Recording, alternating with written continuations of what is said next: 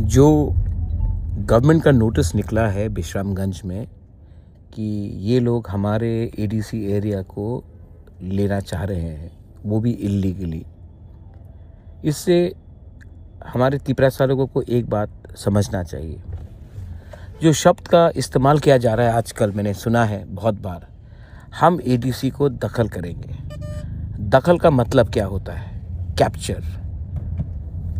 और ये जो विश्रामगंज में हो रहा है ये इल्लीगल कैप्चर है। ये लोग हमारा 6 शेड्यूल एडीसी को ख़त्म करके बंद करना चाहते हैं, जिसके लिए श्यामाचरण त्रिपुरा, द्रव कुमार यांग, नागेंद्र जमातिया, बीके रांखोल ने पूरा ज़िंदगी फाइट किया और इतने साल के बाद एडीसी मिला। आज यही लोग हमारा एडीसी और 6 शेड्यूल को छीनकर हमें मजबूर करना चाह रहे हैं। आपको भी विचार करना है, क्या पार्टी इम्पोर्टेंट है या अपना बच्चे का भविष्य? क्या पार्टी इम्पोर्टेंट है या टीटीएडीसी?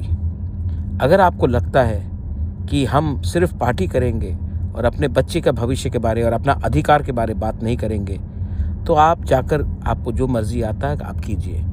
लेकिन प्रद्योत विक्रम माणिक्य, जिसको आप बोबागरा भी बोलते हैं कभी कभी, वो 1 इंच ज़मीन भी इल्लीगली एडीसी से बाहर जाने नहीं देगा।